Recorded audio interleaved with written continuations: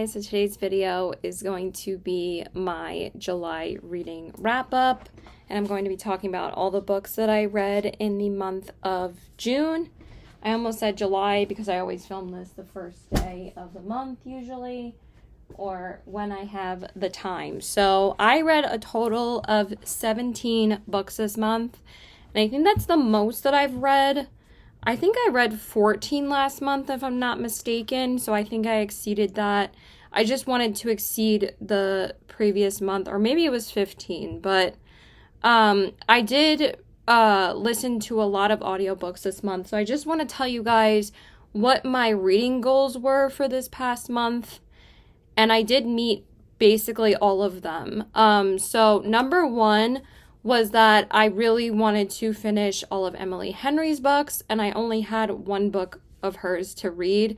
So I did finish all of her books this past month, but I literally finished it like June 3rd or 4th. I also finished all of Abby Jimenez's books as well.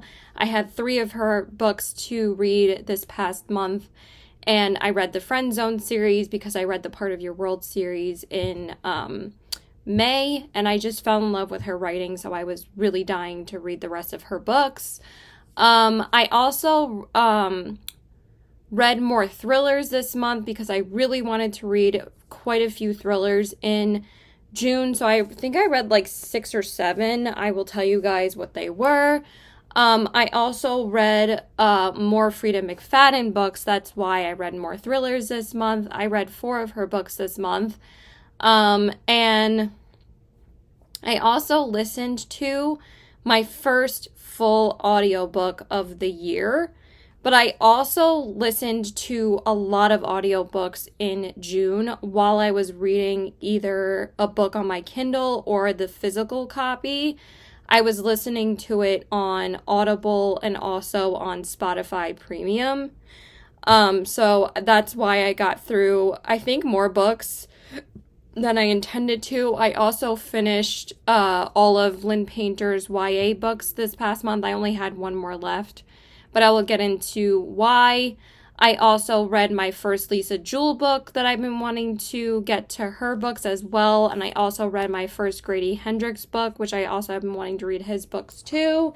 And I also read 2 male authors this past month. So it wasn't just female authors this month. I read a couple of male authors, which I'm also happy about as well. And I think that's mostly all of the reading goals that I had for myself. It was a very, very good reading month, honestly. I found quite a bit of 5 stars this past month. Oh, and I also finished the Housemaid trilogy this past month because I wanted to be ready for The Housemaid is Watching. And I also read all of the new releases that I wanted to read in the month of June. There were only 3 that I was anticipating, so I read all 3 of them. And I have very mixed reviews about all of them.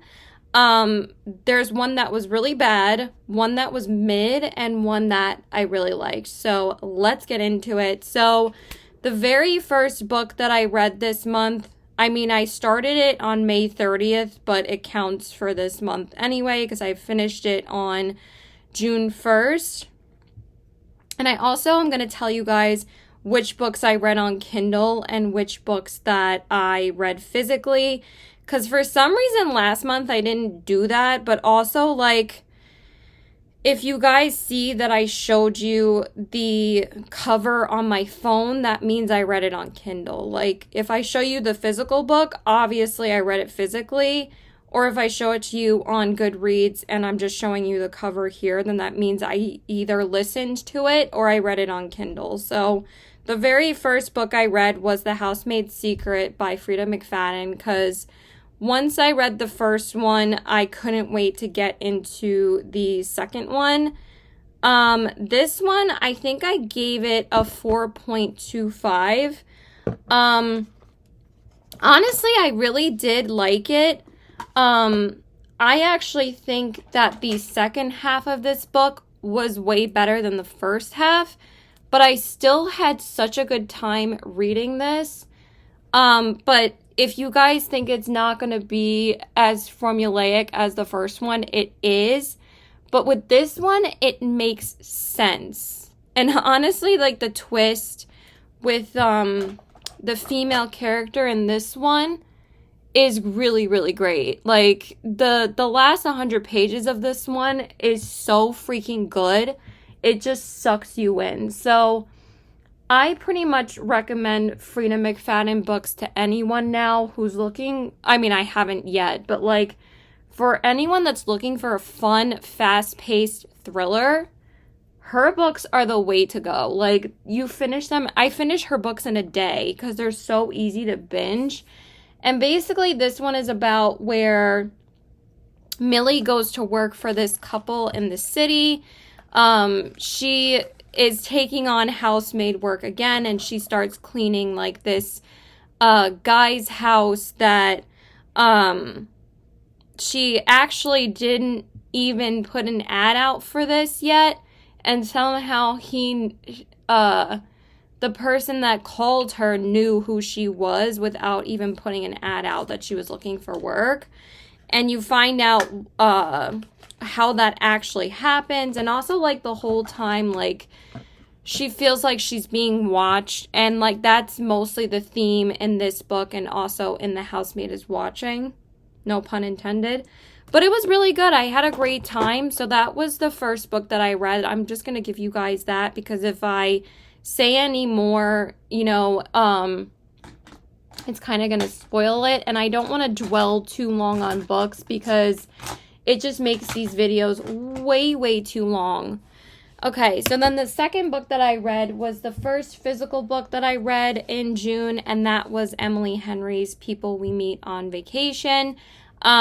And also with The Housemaid and The Housemaid's Secret, The Housemaid is still my favorite out of the series. I feel like it kind of went downhill after the second book. Like, the second book was still great. I still had such a good time in the first book. I rated 5 stars. So it's still a really good series. So I really wanted to read this in June because, like I said, I wanted to finish all of Emily Henry's books.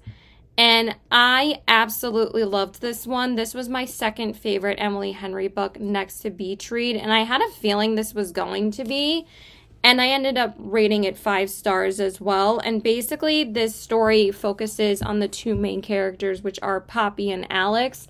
And Poppy is a magazine writer. And Alex, I actually forget what his job is. But basically, they are like best friends all through like high school and college. And what she does for her magazine column is that she travels to like recommend places for people to go on vacations. So she usually brings Alex with her and they like plan trips together that they can, you know, go and like catch up with each other, like if they haven't seen each other in a while.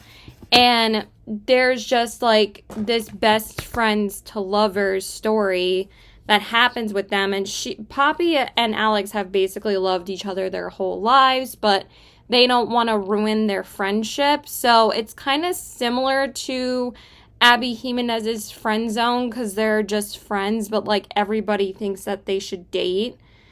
And I wasn't sure if I was getting the 5-star vibes from this because like literally 200 pages into the book, the characters still hadn't kissed yet. But then there was one scene where they kissed in the past. And this basically, you know, like went over the boundary of friendship for them. That they like, you know, kind of stopped talking and then they end up coming back together. I don't know what that floaty was. That was a weird floaty. That basically, they stopped talking. But there's just so many beautiful moments in this book. And actually what really sealed the deal for me for this to be a 5-star was actually the last 5 pages. And I cried like a baby when he was confessing her love to him because it was just so beautiful the way that it was written. So this was an easy 5 stars for me. I think that this is such a beautiful, warm, fuzzy summer romance that I would recommend to anyone. And actually, if you want like a fluffy, fun romance, for the summertime, I would recommend this one over Beach Read, because Beach Read is just devastating. Like, it just rips your heart out, but it's such an amazing book. And now I understand why people love Beach Read so much and why it's so hyped. It's a fantastic book, and it's still her best book to me. But this one was so good, and it kind of goes between the past and the present of them, like, you know, going on trips together in the past, and then the present is her, you know, going on the vacation now that she has to go on for her magazine editor, and she just so happens to ask Alex if he wants to go because she wants to catch up with him because they hadn't talked in a long time. So it's just so good. This was such a good book. I loved it. So definitely a banger. And then the third book that I read this month was, I wanted to read one of the like more recent books that I had picked up, but also like I still wanted to read a lot of romance this month. I still read a lot of romance this month, but I'm like, I didn't want to get sick of reading romance books. So the next book that I read was Grady Hendrix's The Southern Book Club's Guide to Slaying Vampires. I loved this book. I just loved this book. I love his writing style literally so much. I rated this 5 stars as well. I wasn't sure if I was going to, but I just absolutely loved the way that he wrote the main character in this book. Let me get to the makeup, but like, let me just make sure I remember her name, because sometimes the characters' names just leave me. Her name is Patricia Campbell, and she basically is a Southern housewife. And she's like looking for something to, you know, occupy her time when her husband goes to work and her kids go to school. You know, it's kind of like very Desperate Housewifey, or very Desperate Housewives feels, but with vampires.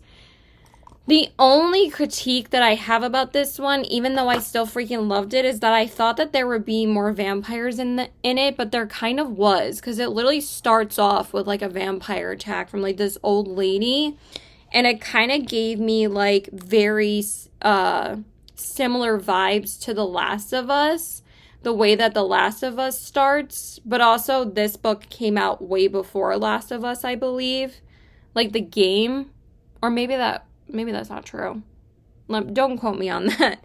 But I know this book is not recent, but it's so good. It has very mixed reviews because a lot of people have a problem with like the Southern racism and all of that, but he doesn't like turn you off from the characters completely, in my opinion. I don't think he made them like super bigoted, or the book was not about racism.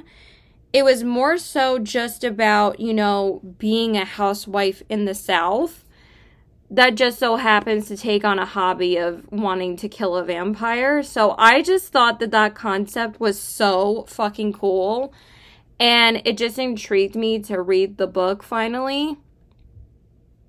And basically, she discovers this book club in her community that, you know, they don't want to read like these super fluffy like nonfiction, or super fluffy romances or like boring nonfiction books.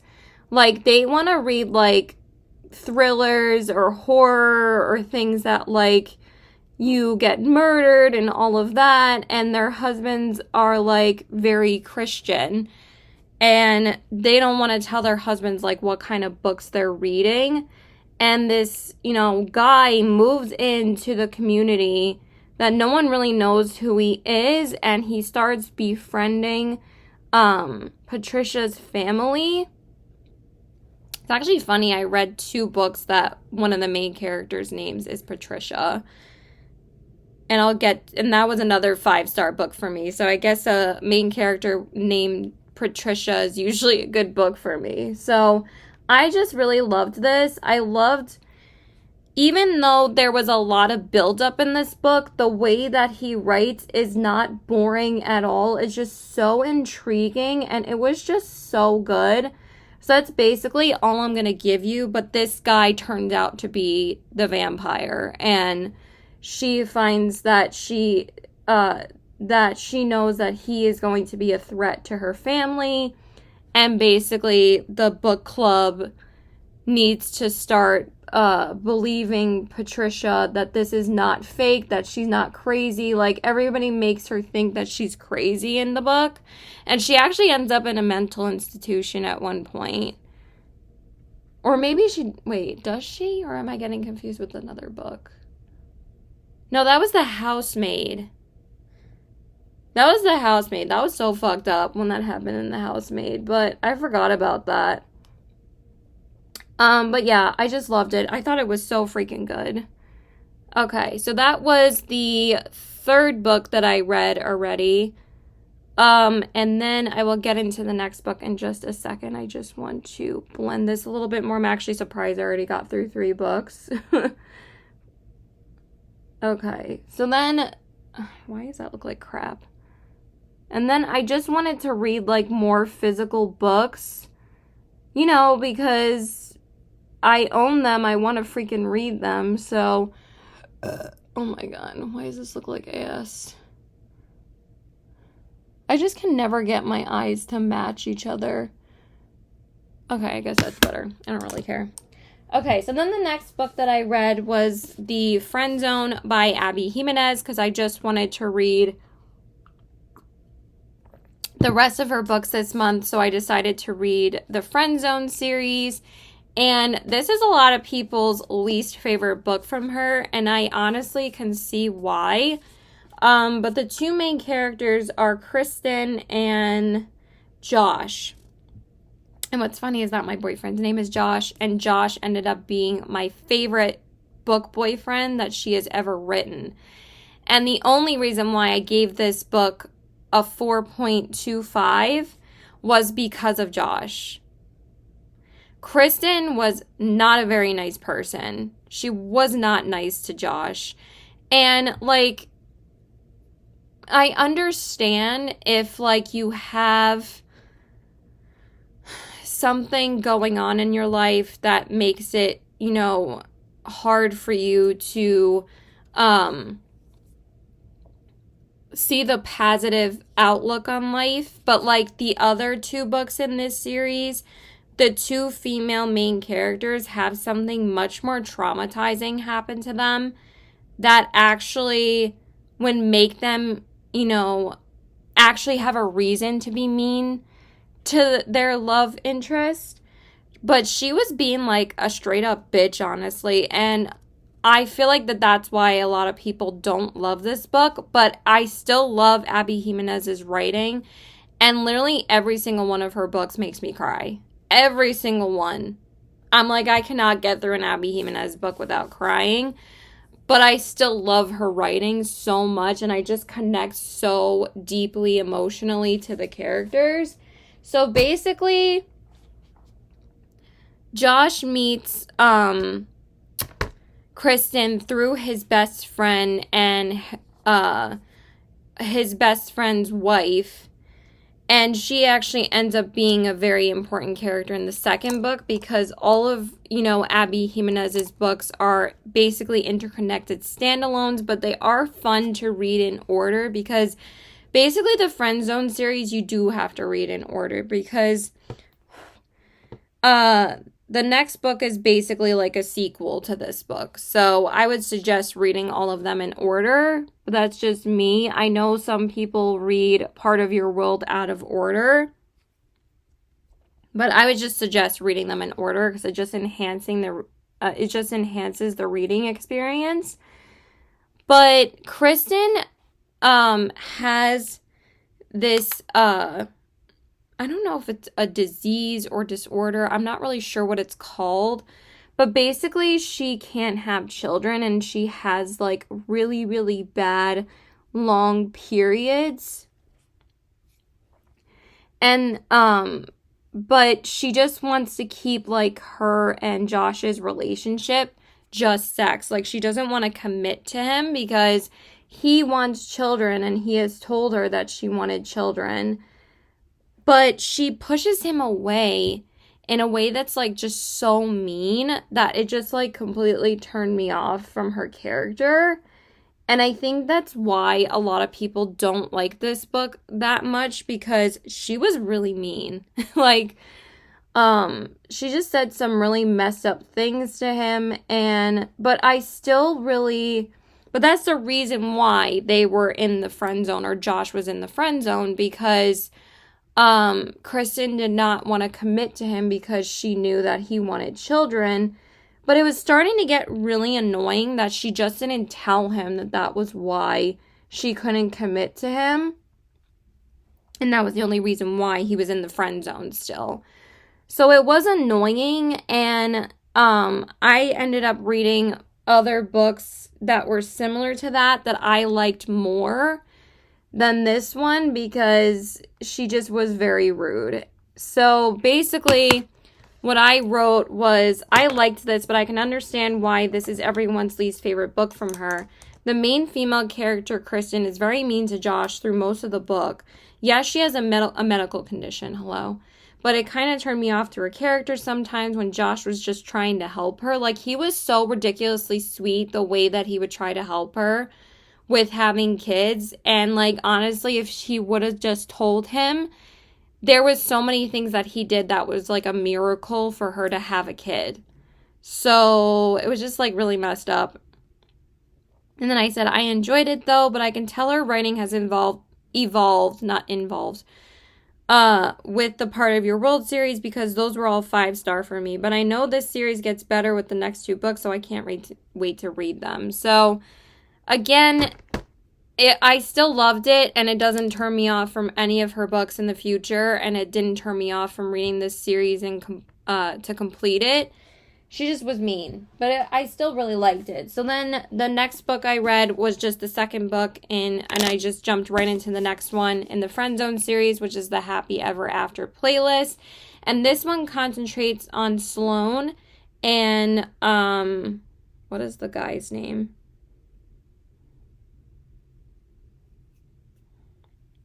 Jason. And Sloane is actually engaged to Josh's best friend in the first book, The Friend Zone, and everybody thinks that they're gonna get married, but then something really traumatic happens in the second half of The Friend Zone to her fiance, that makes this book be about Sloane's romance and Sloane finding love again. So that's basically what this book is about. And if I say any more about her fiance in the first book, I'm gonna spoil it. But basically, Sloane would have like much more of a reason to push people away. Like, Kristen is her best friend actually, and Josh is, why can't I remember his name? His best friend's name.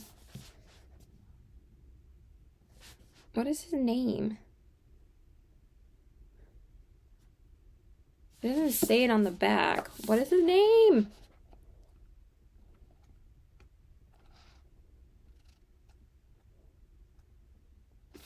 I think Brandon. Yeah, his name is Brandon. So she was engaged to Brandon. Brandon just so happened to be Josh's best friend, and Kristen was Sloane's best friend, and they're still best friends in the second book. But the way that she writes Kristen in this book is just so much nicer. But they like see Kristen and Josh regularly in this book, and basically Sloane is stuck in traffic one day, and I really loved the beginning of this book. It was so fucking cute. So basically, and also in every single book that Abby Jimenez writes, is that there's some kind of dog owned by each character. And what's so cute is that in the Friend Zone, mostly the female characters owned the dogs, and in Part of Your World, the guys owned the dogs. So I just thought that was adorable. Because in the Friend Zone, Kristen's dog is Stuntman Mike, which is like literally the cutest thing and the funniest thing ever. Oh, and I just wanted to say that Kristen owns like this dog business in and basically, obviously, it's about their love story. Like, they end up falling in love, but, like, she constantly pushes him away. But, and also, like, her mom, like, doesn't approve of, like, Kristen's business and what she does for a living. And basically, like, Kristen can't really work in an office because of her medical condition. So she started, like, her own home business of, like, making dog clothes for dogs. And some of the dog clothes are just so funny. Like, the Abby Jimenez is just hysterical with also, like, hitting your heart and soul, because, like, the second half of this book, I thought it was going to be such a fluffy, like, fun friend zone kind of story. But the second half of the book is so sad. I was like, maybe I won't cry in this book. And then I'm like, nope, I did. I definitely did.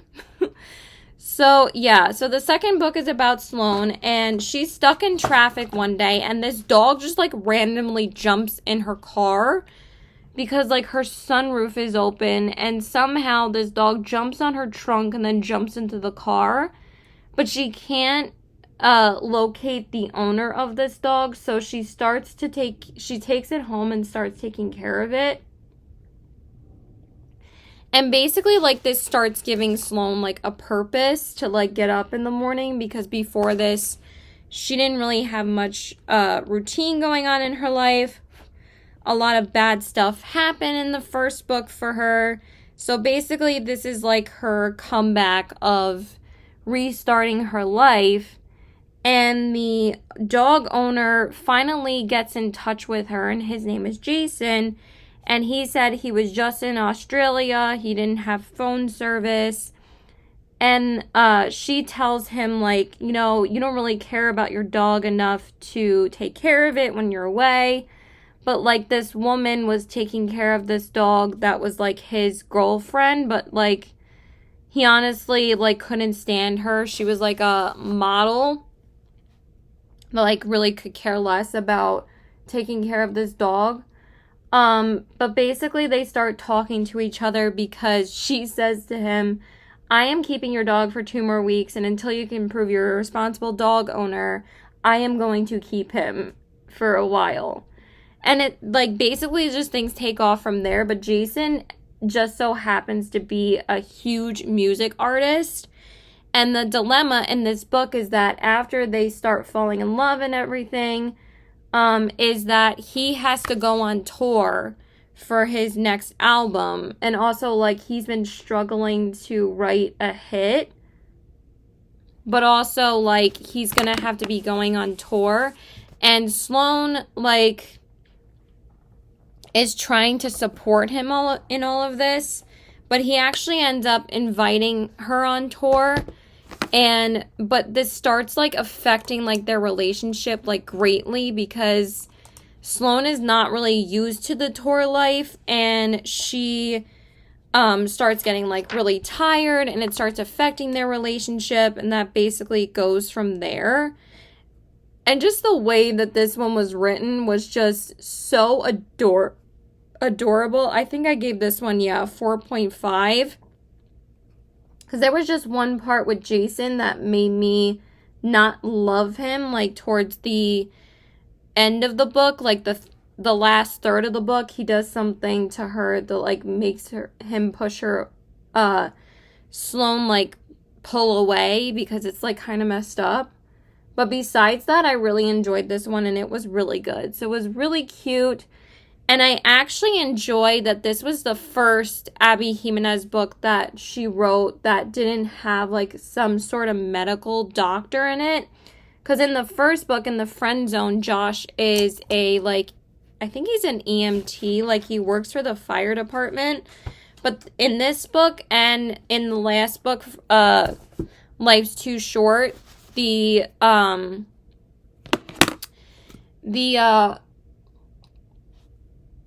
main characters are not doctors. So I actually really appreciated that. So I'm going to go just grab my sponge, and then we will talk about the rest of the book. So I think I've only talked about 5 so far, which is pretty good. So I'll be right back.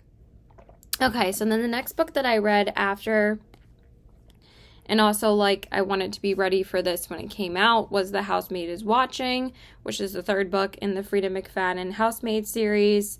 And this one was underwhelming.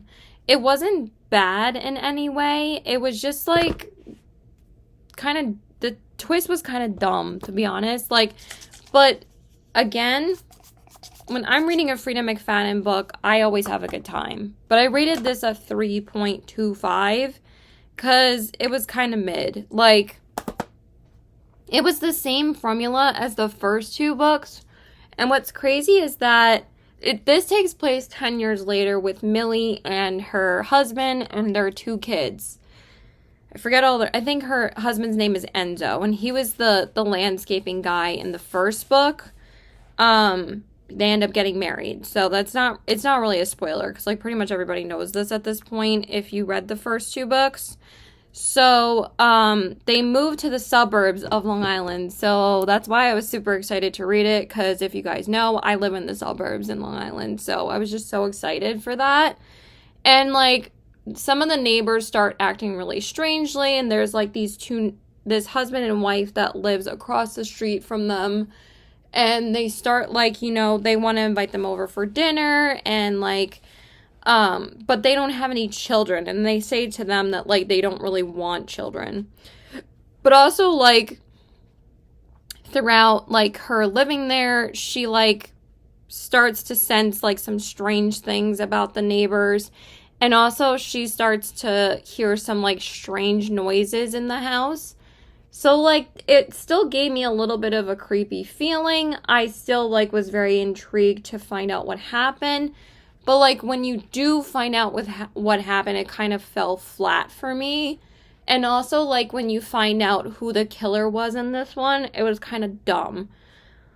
So, but I still really enjoyed it, and honestly, I loved the ending of this one. The ending of this one was so good, but I just felt like she was concentrating too much on Enzo in this book, and not enough about, like, the background of why the killers did what they did and who the killers were.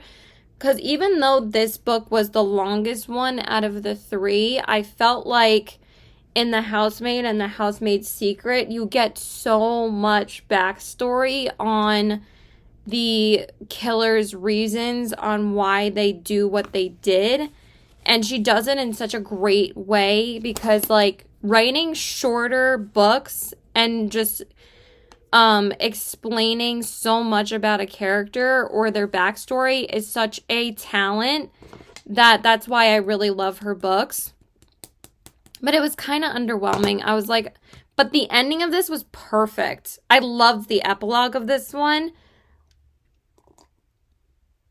But besides that, it wasn't great. So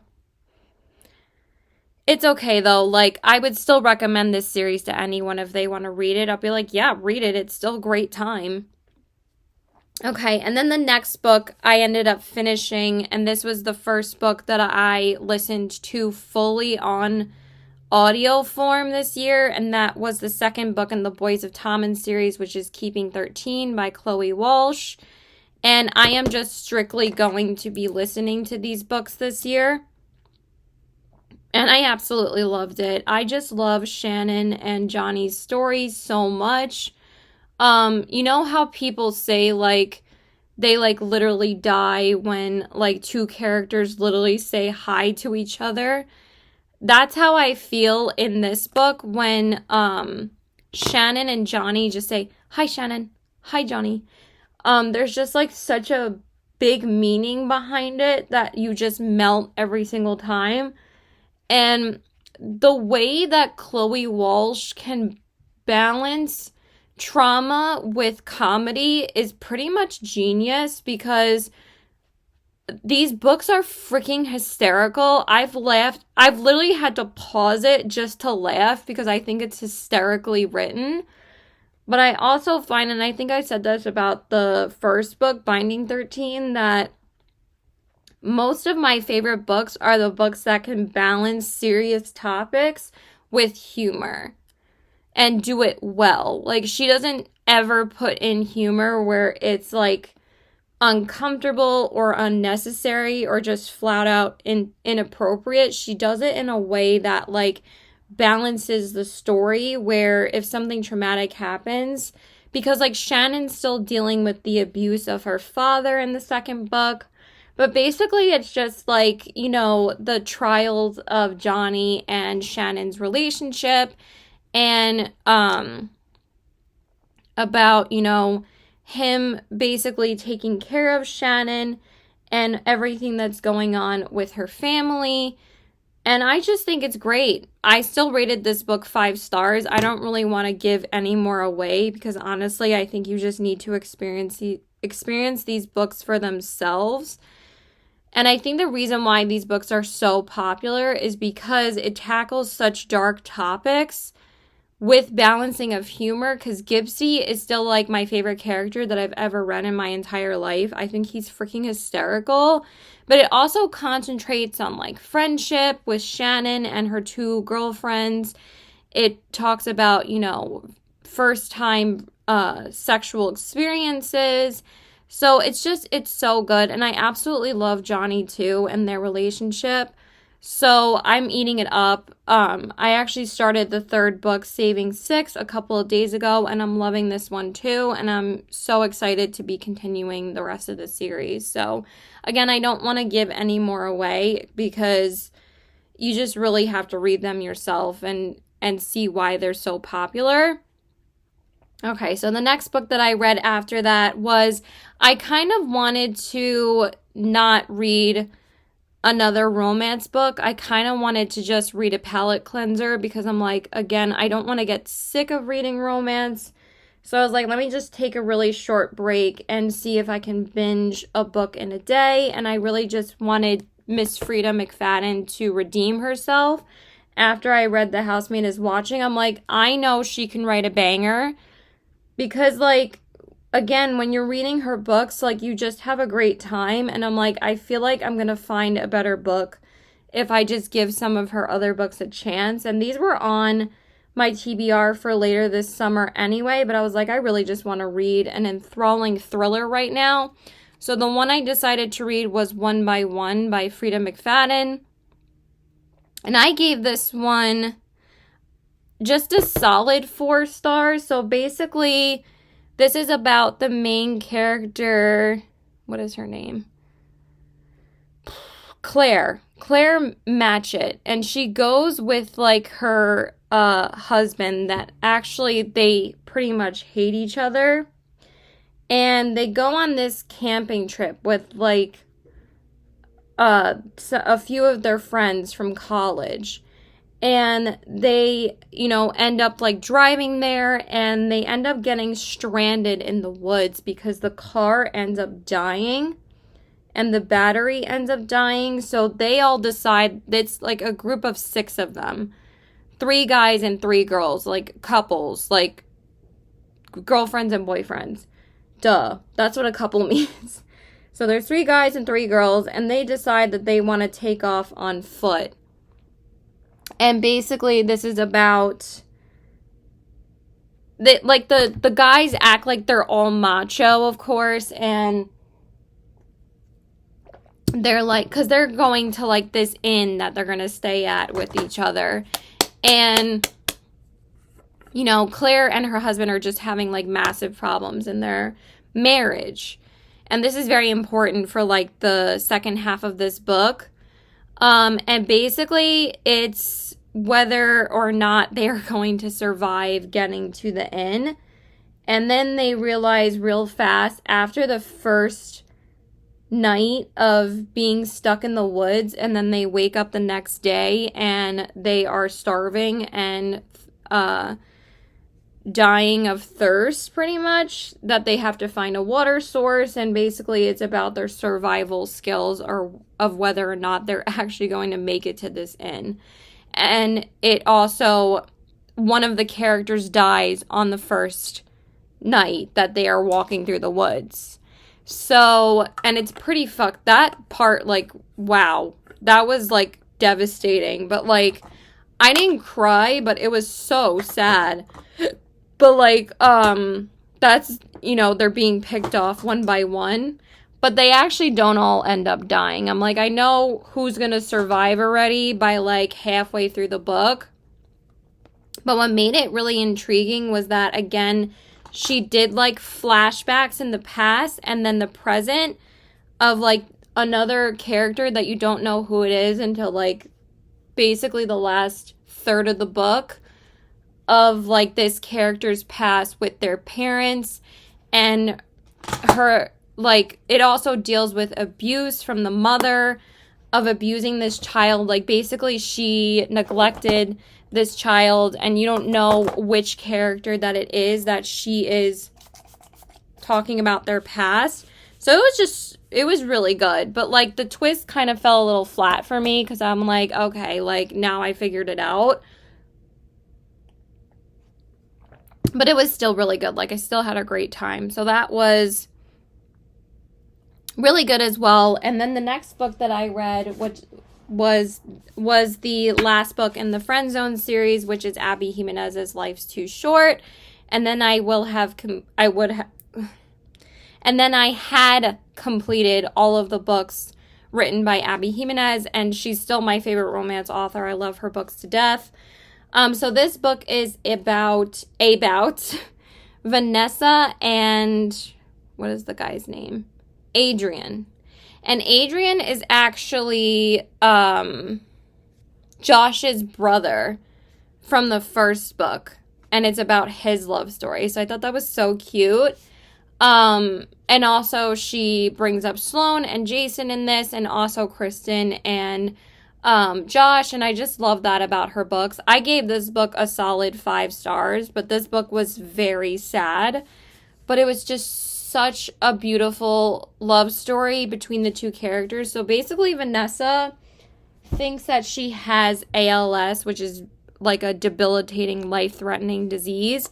And Adrian is a like partner in a law firm, and they both just so happen to live in the same building as each other, and that's how they end up getting closer to each other, is that she actually has to end up taking care of her sister's baby, and also she is a like influencer on the internet. Like she has her own YouTube channel, and that's the only way that she makes money because she can't really work outside of the house because of her ALS, or she thinks she has ALS. And that's like, you know, the big problem in most of the book. And again, that would be like a huge reason for somebody to be mean to somebody if they know that they're dying. But basically, Vanessa like wants to live her life. She wants to have experiences with Adrian. But also, like, Vanessa can't get this baby to stop crying in, like, the first chapter. And Adrian's like, I'm going to go over there and I'm going to, like, see if I can help her, like, calm down the baby. And, like, his girlfriend just so happens to be there. And there's some crazy shit that happens with the girlfriend, too. Oh, my God, it's so good. And, basically, I like the way that she balanced the characters' problems in this book a lot. Because in the second book, it was a little bit too Hallmarky romance for me. But I also really loved that Sloane got a happy ending. But basically, Adrian goes over and wants to calm down the baby. And this basically starts their whole, like, friendship. But also, this, like, makes her, like, not want to date him right away because she doesn't want to get too close to anyone because she thinks that she doesn't have that much time left to live. So that's basically what the story is about. It was just so beautifully written, but I cried like a baby at the end. Oh my God, I cried so much. But it was just so beautifully written because I just love her writing so much. So it was just so good. And then the next book that I read was, I really just wanted to read another thriller, and I just wanted to keep up the Frida McFadden train going. And this one I've been so interested in reading for a really long time. So I decided to binge Never Lie by Frida McFadden on my Kindle. Again, these are all Kindle reads. The only one that I listened to fully on Audible was Keeping 13. But I also listened to this on Spotify Premium, and it was really fun to listen to. You guys, this was the best book that I read in June. This book was phenomenal. I think that this is my favorite Freida McFadden book. Oh my God. So much happens in this book. And it's so fucking good. Easy 5 stars, easy 6-star read. It's one of my favorite books that I read this year. It was so good. I loved it. Oh my God. You just have to read this book. I mean, it was ridiculous, but like in the best way. Oh my God. The way that she wrote this book was brilliant. Brilliant. So basically this book is about newlyweds Trisha and Ethan. I'm just going to read the synopsis. Are searching for the house of their dreams, but when they visit the remote manor that once belonged to Dr. Adrian Hale, a renowned psychiatrist who vanished without a trace 4 years earlier, a violent winter storm traps them at the estate with no chance of escape until the blizzard comes to an end. In search of a book to keep her entertained until the snow abates, Trisha happens upon a secret room, one that contains audio transcripts from every single patient Dr. Hale has ever interviewed. As Trisha listens to the cassette tapes, she learns about the terrifying chain of events leading up to Dr. Hale's mysterious disappearance. Trisha plays the tapes one by one late into the night. With each one, another shocking piece of the puzzle falls into place, and Dr. Adrian Hale's web of lies slowly unravels. And then Trisha reaches the final cassette, the one that reveals the entire horrifying truth. But guess what? That's not even what happens in this book. It like literally takes you on the twist is such a flip. And I was like, wait, what? Wait, what? There's just so much that happens. So like, as they, determine that they can't leave the house that they're snowed into, because, like, they want to move into this house because, they're looking for a new house after they got married, and, basically, like, they can't leave, and also, like, the real estate agent was supposed to show up and, like, show them the house, but then they realize that she's never coming. So they have to stay for a night in the house, and, like, creepy things keep on happening. And, like, Trisha thinks that there's just a straight up other person that is living in this house without them knowing. It's so fucking good. It's so fucking good. Oh my God, I love this book. It blew me away. So I was like, finally, I found another Freida McFadden banger. And it was just amazing. I think this might be my favorite book from her. I loved The Housemaid, but this book just had so much in it for it being so short. Like, wow. Oh, it was so good. I loved it. So, I just highly recommend that you read it. And also, another thing that I want to touch on about Freida McFadden books is that, and also, like, the chapters go in between Patricia and her present in the house, and then about the psychiatrist's past. And the past is, like, her interviews with her patients. Like, Patricia listening to the tapes. And oh my God, it's so freaking good. And then sometimes when she's listening to some rando's tape, I'm like, what does this have to do with the actual story? And then, like, when you find out, you're like, holy crap, what? And then it's also about Patricia's romance with with somebody that she works with. And also, he ends up becoming her patient as well. But also, the psychiatrist ends up having to treat this patient that's basically like a psychopath, but she actually thinks that he's a narcissist, but he turns out to be a psychopath. And it's so good. And basically, like, it turns out to be, like, how she can get rid of this guy. And if Patricia and the psychiatrists are actually good people. But Ethan, which is Patricia's new husband, you think that he's the bad guy, but he's not. And then when you find out who it is, I'm like, what? It was crazy, but I loved it. It was so good. So, just loved it so much. What a banger. What a ride. Okay, I just love... Oh, the thing about her books is that she will kind of make throwbacks to other books in the book that you're reading. Like, and it's kind of funny that if you've read more of her books, the more you understand. Like, I think she even made a reference to One by One in Never Lie. And I'm like, Frida, I'm like, that makes the reading experience so much more fun. That, again, the more Frida McFadden books that you've read, the more you're going to realize that she actually makes throwbacks to all of her books. And I'm like, I love that. It's so much fun. And, like, it's kind of like a little Easter egg for, like, her, like, you know, for her fans and for her readers. So I loved it. Okay, and then the next book that I read was, oh, yeah, this was also another reading goal for my month, for June, because I finally read a fantasy duet that I've been wanting to read for a long time. So I finally decided to read The Crown of Nexia duology by Carissa Broadbent, and this one is called The Serpents and the Wings of Night, and this one is a very, very popular romantasy book. And basically this is about Aurea and Rain. And Aurea is a human being raised by a vampire named Vincent.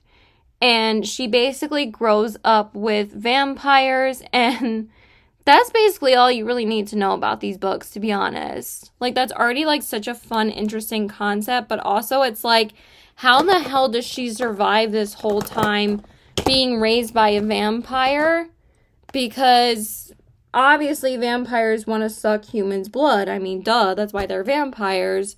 But also, like, you try to see, like, whether or not she's going to be turned into a vampire. But she ends up meeting Rain, and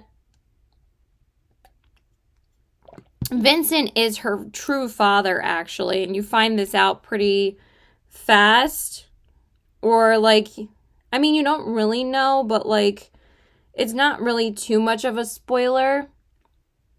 And basically, like, this book was so action-packed, but I actually listened to this mostly on Audible. And it was really good. Like, I really enjoyed the voices. I gave this a 4.5 because I didn't fall in love with it, but I still had a really, really good time. I really, really liked it, and I'm really excited for continuing on in this series. And I just thought it was really, really good. Let me just read the synopsis so you guys can get, like, more of a gist of it, because, like, I feel like a lot happens that, like, I'm not really remembering everything. So it says, human or vampire, the rules of survival, I'm such a New Yorker, survival, are the same. Never trust, never yield, and always, always guard your heart. The adopted human daughter of the Nightborn vampire king, Aurea carved her place in a world designed to kill her. Her only chance to become something more than prey is entertaining the Kajari, a legendary tournament held by a goddess of death herself, and that is Nexia. But winning won't be easy amongst the most vicious warriors from all three vampire houses. To survive, Aurea is forced to make an alliance with a mysterious rival. So that's how she, starts working with Rain, and how Rain is introduced is that she doesn't know if Rain is going to betray her or not, but she has to work with him in order to survive this tournament. So it's just so good of all the chain of events that happen in this tournament. And again, it's, like, so action-packed. I'm not going to read any more, but that's basically what happens. And it also, like, is a really good book to read if you are looking for a good book to read after A Court of Thorns and Roses, because it's such a good romantasy book. So it was just really fun. I had a great time, and I highly recommend it. I think I might re-listen to them at some point, though, because I don't remember a lot of it. So, I mean, I remember some of it, but, like, sometimes you just need a good reread in order to understand what happened. And also, I ended up buying these books on Audible because I kind of wanted to listen to them. I only read maybe 20% of this one on Kindle, but I mostly listened to it. And it was just so good. I loved the voices. But the first book was just Araya's voice, and then the second book was Araya and Rain. And Rain's voice was just so good. It was just a really fun time. I think I'm going to end on this book for now because I kind of have to finish getting ready, and I'm getting really, really hungry. But it was a really, really good book. I really liked it a lot. But I'm going to talk about I rated it a 4.5, by the way. It was still great, but I wasn't absolutely in love, but it was still a great book. It was just so much fun. So this book was one of my most anticipated reads of the year. And I still read it, but honestly, I should have DNF'd this book literally 50 pages in because I was so disappointed. So the next book I read was Middle of the Night by Riley Sager. Now, if you know me, you guys know that the only one left was one of my favorite books that I read last year and one of my favorite books ever. That book is amazing to me. I mean, yes, the ending is absurd, but I literally compare every single thriller that I read to that book because I freaking loved it. I think it's perfection for me. But oh my God, it was bad. It was so ridiculously boring. He repeated literally everything in this book. And the concept sounded so intriguing, but as soon as I started reading this book, literally the only interesting thing about this book is the synopsis. It was horrible. It was so repetitive. I'm just going to read the synopsis. So, let me just put my blush on. In the latest jaw-dropping thriller from New York Times bestselling author Riley Sager, a man must contend with the long-ago disappearance of his childhood best friend and the dark secrets lurking just beyond the safe confines of his picture-perfect neighborhood. The worst thing to ever happen on Hemlock Circle occurred in Ethan Marsh's backyard. One July night, 10-year-old Ethan and his best friend and neighbor, Billy, fell asleep in a tent set up on a manicured lawn in a quiet, quaint New Jersey cul-de-sac. And when I tell you how many times he mentioned the word cul-de-sac in this book and middle of the night and this literally idiotic fucking phrase that literally pissed me the motherfucking off, so much, I was just ripping and tearing my hair out the whole time reading this book.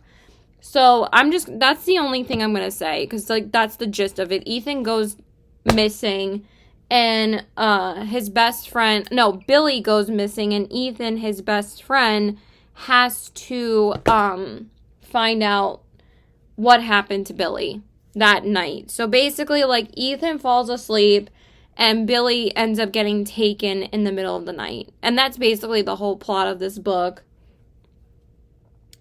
But I feel the entire time I was reading this book, I felt like I was reading a parody of a Riley Sager book because his books are so absurd and just ridiculous.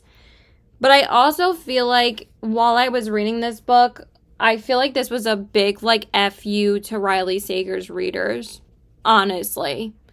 I feel he has become so full of himself at this point that he feels that he can write whatever hot garbage that he can think of, and people are just going to eat it up because it's a Riley Sager book. And it was horrible. It was so freaking bad. And it was just so repetitive. All the twists literally led absolutely nowhere, and I wouldn't even call them twists. Because I was just so freaking bored the whole time I was reading this book. So I don't even want to waste my time talking about it anymore. Because honestly, it's fucking pointless. So I rated it a 1 star. I was genuinely angry when I finished this book. I was this was absolutely horrible. And I was like, I don't know why I wasted my time reading this. And I was honestly kind of pissed off at myself for reading this book. Because, like, let me just grab my highlighter. So he kept on repeating this stupid fucking phrase. And there was one part in this book that I was like, I knew it was coming. And I felt like this was just a flat out, like, slap in the face to the reader. So this was just so motherfucking dumb. And actually, I had purchased this book on a few days before at my local bookstore because they had it early. So I actually paid $30 for this piece of garbage book. And I was like, oh my God, I'm so excited. They have it. I'm going to pick it up and I'm going to freaking read it. And I'm probably going to love it because I love the only one left. And I was like, wow, what a massively disappointing book. So I actually, like, could not wait to go return it. So I flat out returned it. I'm like, this is literally, like, one of the only books that I spent $30 on that I'm like, it's not worth it whatsoever. Not worth it at all. So, I ended up finishing it on Kindle. And then this passage in the book made me so ridiculously angry that I was like, why didn't I give up? But I was like 75% into the book at this point. I'm like, and I don't really like DNFing books because I feel like that's even more of a waste of my time. But honestly, I should have. So he says, I turn to the last entry in the notebook and my fear comes roaring back. I think of the volume dial on a radio ticking higher. If my earlier panic was at a 7, this renewed alarm is a 9. Spinning perilously close to a 10, because on the page in front of me, scrawled in handwriting not my own, are 3 words as terrifying as they are familiar. Hakuna Matata, dude.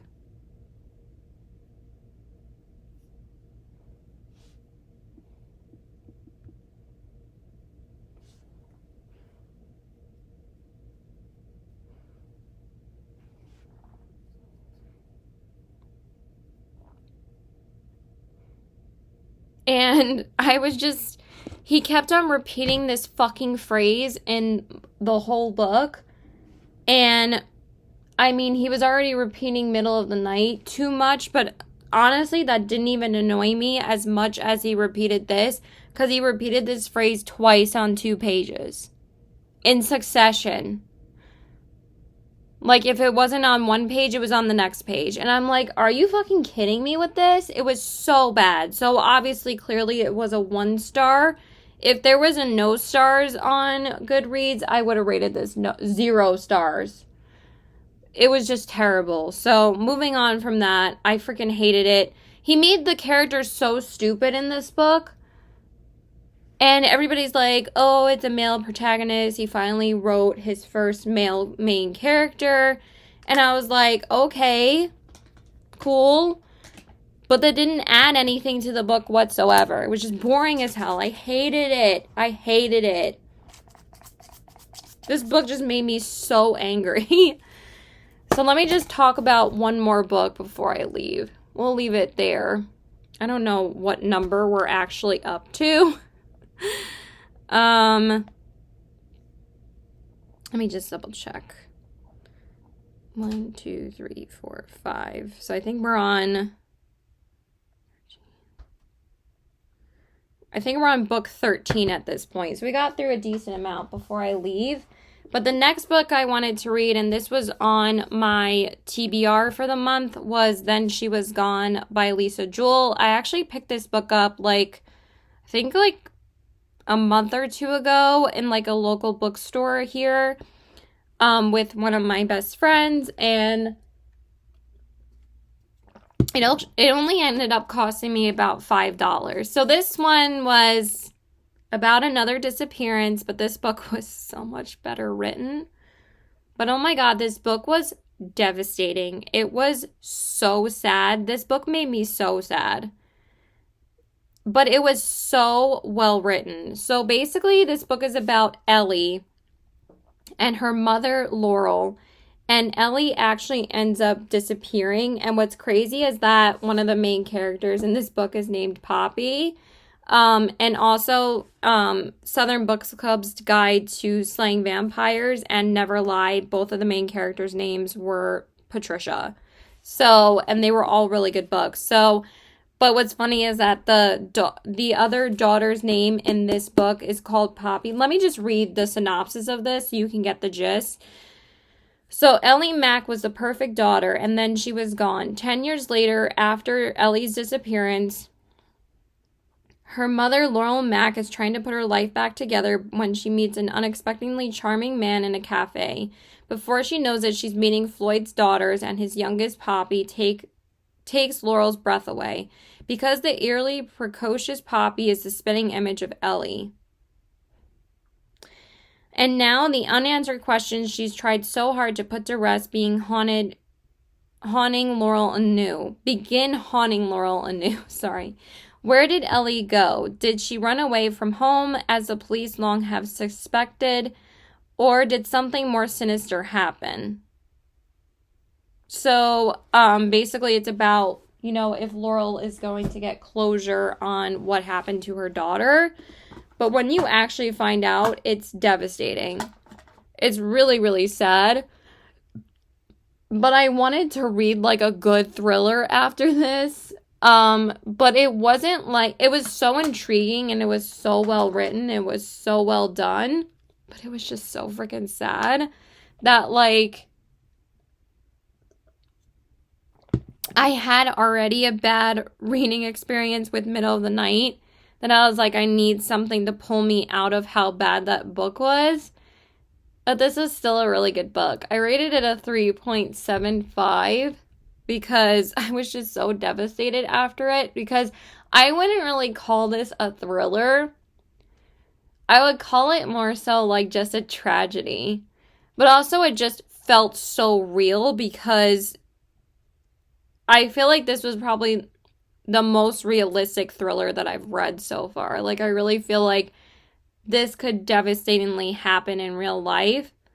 So basically, the kidnapper of Ellie wants to have a baby, but she realizes that she can't get pregnant. So she kidnaps her because she wants to impregnate her to have a baby with Floyd.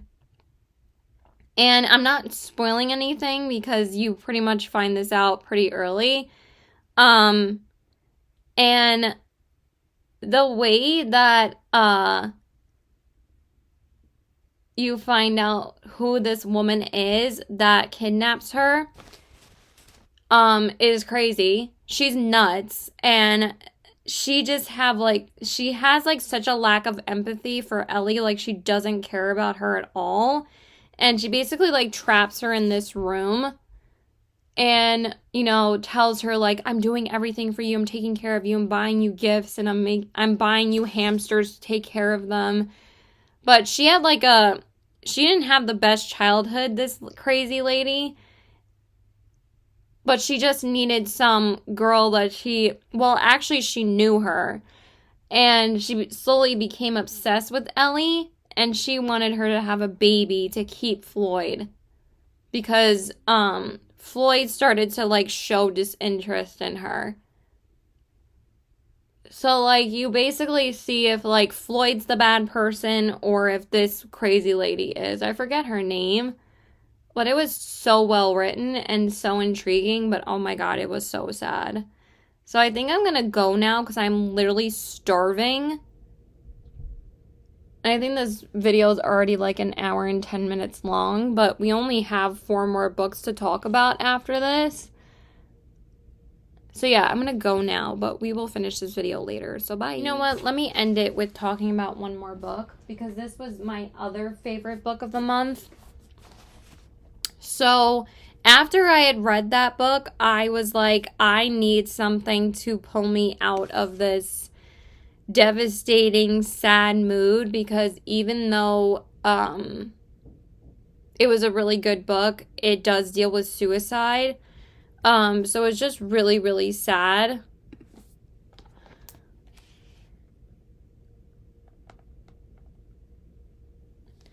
that I was like, I need to read something that's literally the complete opposite, that has like a super colorful cover, that is just a super fun, cutesy romance.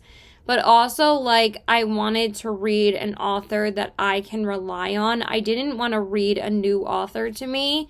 And this book has just been sitting on my TBR for the past, like, 2 months. That I was like, I finally wanted to read Betting on You by Lynn Painter. Like, look at this cover. Isn't this cover freaking adorable? And it turned out that I freaking loved this book. I gave it a 5 stars because I think that this is my favorite Lynn Painter book that I read so far.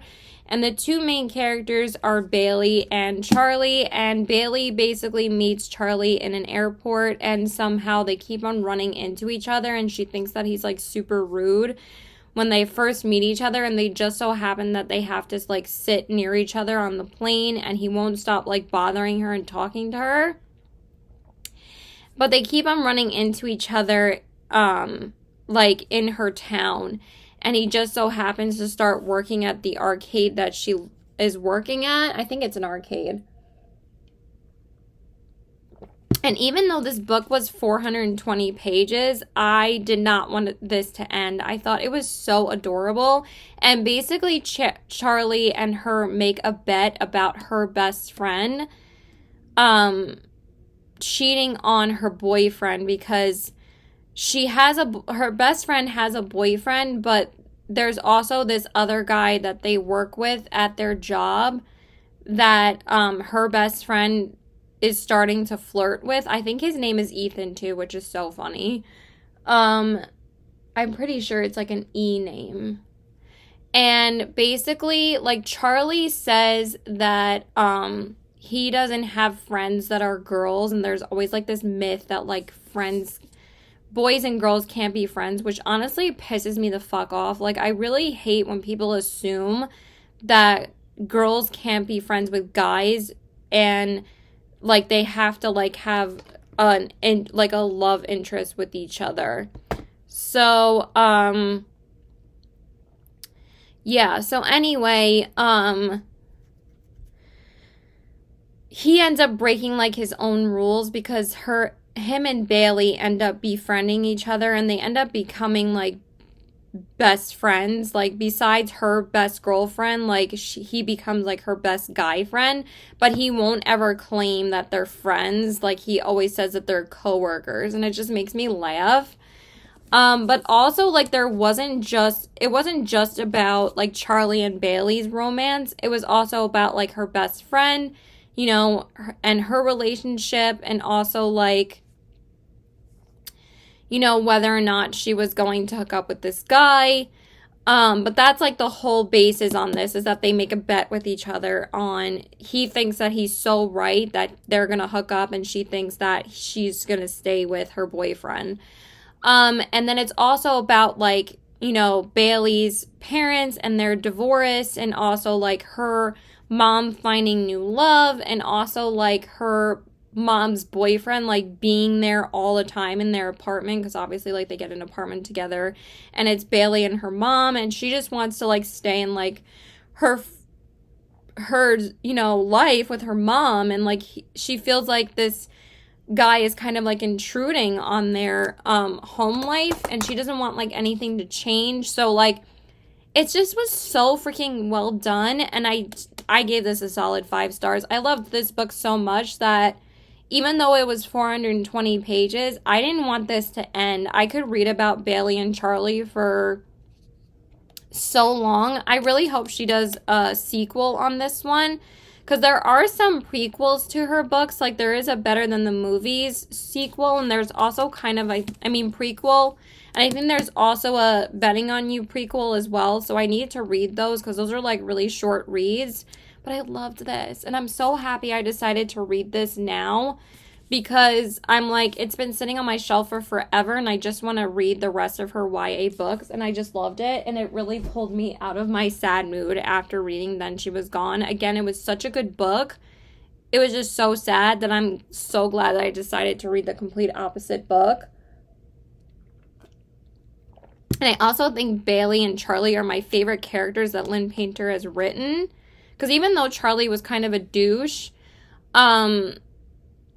it wasn't like the way that she wrote the female character in Better Than the Movies and the Do-Over, because she made them like really mean sometimes, and they did like some mean stuff to each other that like I didn't really like. But in this, it was like there was like a whole reason as to why like Charlie ghosted her at one point, and like the third act breakup happens.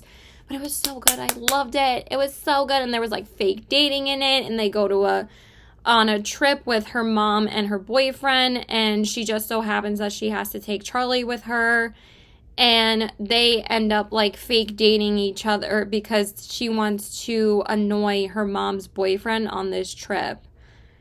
And it was just so good. I loved it. And there was so many good book tropes in it that were almost like poking fun at them.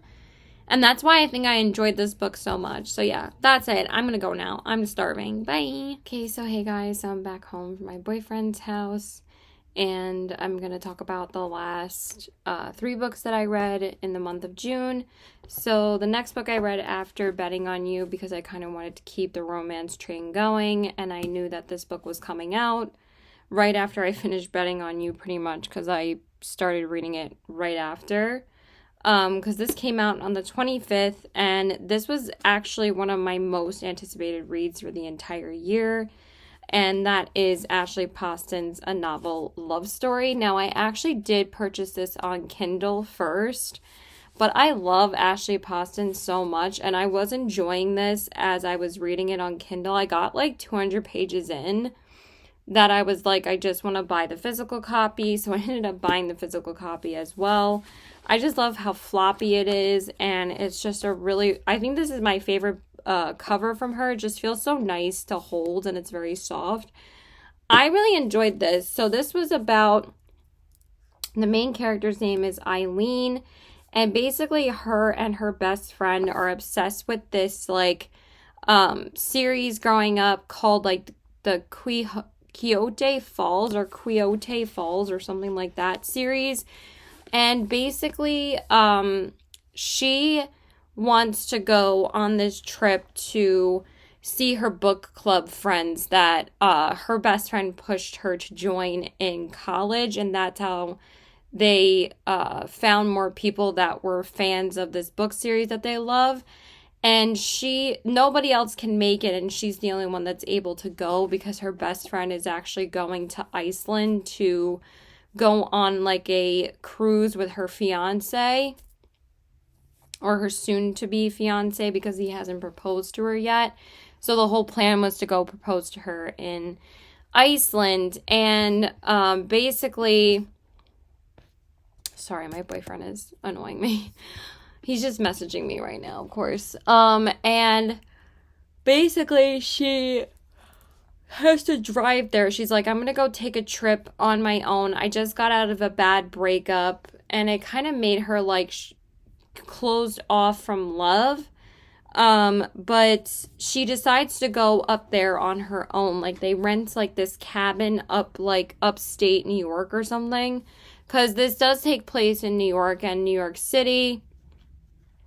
I don't think they mentioned Long Island in this one, but actually all of Ashley Poston's romances have actually taken place in New York, which I love as well. So anyway, she gets caught in this rainstorm, and she ends up almost hitting like this guy that was in the middle of the road. She's like, what are you doing in the middle of the road? And she just so happens to stumble upon this like small town where like it's always raining, and she ends up being stuck there.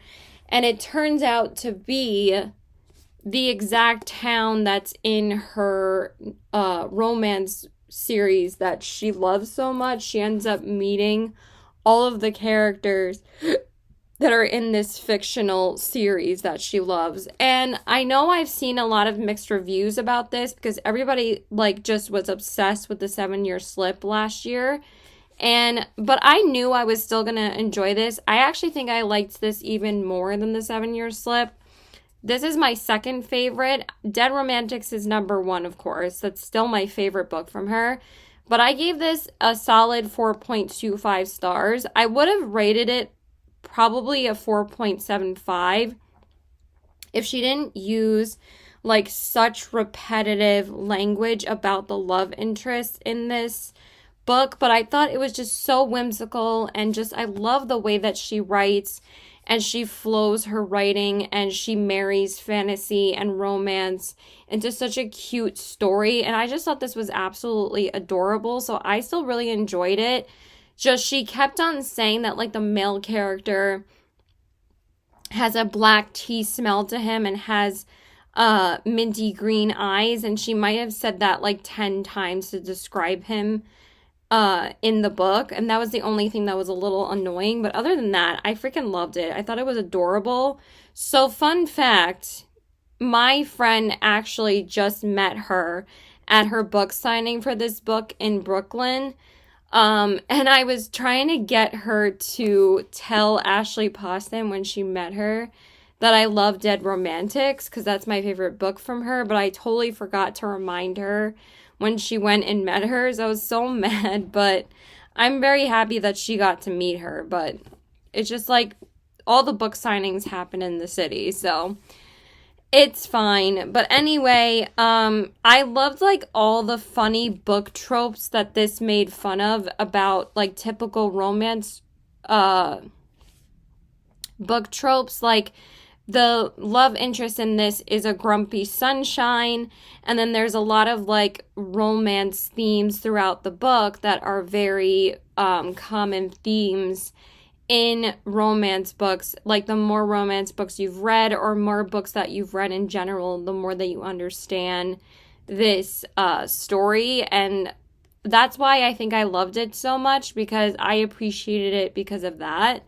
But also basically there's like this unfinished graveyard in the town of like the author who wrote the Quixote Falls series, like final like first drafts of like the last book that was never written, because the author tragically dies in a car accident, so she never actually finishes the series. So this town is kind of like sitting in limbo of like unfinished stories for all the fictional characters that are in this magical town. And that's why I loved this so much. It was just so warm and fuzzy and so cute. I ate it up. I really, really liked it a lot. Okay, and then the next one that I finished was the second book in the Crown of Nexia duology. And this is the Nightborn Duet Book 2, and this is The Ashes and the Star-Cursed King. And I really enjoyed this as well. Again, I'm just going to read the synopsis because I'm just so tired right now that like I don't think I could describe everything that happens in this book. But I really liked it. I mostly listened to this one on audio form. I only read like maybe less than 100 pages of it. But oh my god, it was really, really good. So this one says, love is a sacrifice at the altar of power. In the wake of the Kajari, everything Aurea once thought to be true has been destroyed. A prisoner in her own kingdom, grieving the only family she ever had, and reeling from a gutting betrayal, she no longer even knows the truth of her own blood. She's left only with one certainty. She cannot trust anyone, least of all Rain. The House of Night, too, is surrounded by enemies. Rain's own nobles are none too eager to accept a turned king, especially one who was once a slave. And the House of Blood digs their claws into the kingdom, threatening to tear it apart from the inside. When Rain offers a secret alliance, taking the deal is her only chance at reclaiming her kingdom and gaining her vengeance against her lover who betrayed her. So basically, like at the end of the first book, Rain betrays her in a way that is kind of unforgivable for Aurea. And basically in the second book, he ends up marrying her. And this happens in like the first part of the book. If you've read the first book, you'll know that they had to marry each other, but she starts off with like pretty much hating him because like he did something really messed up, and he has to like gain her trust back throughout the book. But I thought that this one was a bit slower in the middle. Like, we got like 200 pages in and not much action was happening like the first one, but it was still like so fascinating. I still gave it a 4.5 stars, the same as the first one. And again, I really did enjoy listening to it with Rain's voice. And this one was more a dual perspective, a dual POV, I mean, between Araya and Rain this time. The first book was mostly just from Araya's perspective. Also, the last 150 pages, like, basically had me gripped because all, like, the battles were going on then, and they were so, so good. So I really did enjoy it. I highly recommend it as a romantasy that you, give a shot. It's popular for a reason. There's not really that many negative reviews about this duology. It's pretty well received. It's really, really good. And then also, I was reading during this whole time that I was reading a novel love story and Ashes of the Star-Cursed King, and actually the last book that I read this month. I was reading The Spanish Love Deception after a novel, actually after Betting on You, but then a novel love story came out, so I read that. So I actually got halfway through this, but I didn't finish it. This is by Elena Armas, but I'm not going to talk about this until I finish it this coming weekend. But like, I just wanted to read Betting on You, a novel love story, and then, well, I was going to read a novel love story anyway, but then I finished the audiobook of Ashes of the Star-Cursed King before I went back to reading this. I got halfway through, and I'm actually enjoying this, but again, I will be talking about it next month when I actually finish it. But I wanted to include one more book that was like really short. And I actually had just ordered this author's 3 books. Oh my God. So I actually decided to read this before I went back to Spanish Love Deception just because it's so long. I just wanted a short and sweet book that I could finish in a day. And the last book that I read in June was Annabelle Monaghan's Nora Goes Off Script. I've been hearing really, really positive things about this author. And I also feel like that this was going to be like a really good summer romance that was just really short, like I said. And I actually got, I wanted to read summer romance, but I did hear about this book before summer romance and also Same Time Next Summer. And I'm actually currently reading Same Time Next Summer because I ate this book up. I finished it in a day and I absolutely loved this. I gave this a 5 stars because this was just so well written and it's such a short book. It's only 257 pages. And when I tell y'all I was going through it with this book, but it was so freaking funny. Throughout most of it, I think I only cried like twice, like during like the last like 20 to 30 pages. But basically this is about Nora, who is a like romance screenplay writer. And she writes like this big movie about her ex-husband leaving her and her children. And the guy who gets hired to play her husband, actually the whole film crew and the actors and director go film for 2 days at Nora's house because like they want like the setting of the house. And Leo comes to the house to film his scenes, but it turns out that he doesn't want to leave. And he wants to stay with Nora and start paying her like $1,000 a night to just stay and say that he really misses like some sense of normalcy in his life because he's been like a celebrity for like such a long time that he just wants like kind of like the family atmosphere that Nora gives him. It's a little weird at the beginning, but since like he's not a complete stranger, he is like a huge Hollywood actor. she actually starts to develop like a friendship with him.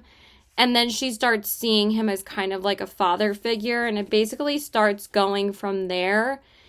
And then like he's called off to go film like this big movie for his career. And he has to go to LA for a week. And then, Nora thinks that he's not coming back. And it kind of deals with like abandonment issues a lot in relationships, because when her ex-husband left her, he never came back. Like, he kind of just, like, abandoned the kids, and she, like, kind of had to, like, describe to them why their daddy wasn't coming back home, and he, like, didn't really care. So she thought that he was doing the same thing to her, but he kept on saying and reassuring her that he was gonna come back. But it turns out after a week, he starts ghosting her, and she's wondering why he just, up and left and never said a word or an explanation as to why he did. And then you find out why he did. And it just broke my heart. But at the same time, this was so beautifully written. And again, Annabelle Monaghan is just such a subtly funny writer that, like, the way that she flows her writing is so fantastic. But also, like, she throws in little quotes and jokes there. Throws little jokes in there that are literally so funny. Like, there's this, like, one scene in the book where Leo wants to accompany Nora to a grocery store, and he doesn't really do his own grocery shopping. So he's like, I really want to go and, like, experience it and blah, blah, blah. But he wanted to go to Costco, and she told him, like, you're not going to be able to handle Costco. She's like, let's go to a regular supermarket. And then later in the book, when Nora meets Leo's brother, there's, like, this funny joke that, she said, like, 150 pages ago about Costco that she brings back, and she says, Leo's brother looks like a more normal man, and, like, that normal kind of handsome that's, like, not the Hollywood handsome that Leo is. And she describes it by saying he looks like he's been to Costco. And it's just, like, really funny the way that she describes that. So I just ate this book up. It was so easy to read and finish, and I'm so glad that this was the last book that I read this month. So yeah, those are all the books that I read in the month of June. Pretty sure... Jesus Christ, Caitlin. Relax. Why did I throw my phone over here? I'm pretty sure those are all the books. I just want to double... Yep, that's it. So I hope you guys enjoyed this video. Please like and subscribe. Follow me on my Instagram at CPW819 and check out my Poshmark at the same handle. If you want to see what I use, they're always in my everyday makeup lookbook videos. If I don't say it here, it's just because I have way too many books to talk about. So let me know what your favorite book was in this month of June of in June 2024. Let me know if you read any of these new releases. Let me know if any of these books interested you or inspired you to read them. I need to go because I'm really tired. So bye. Keep reading.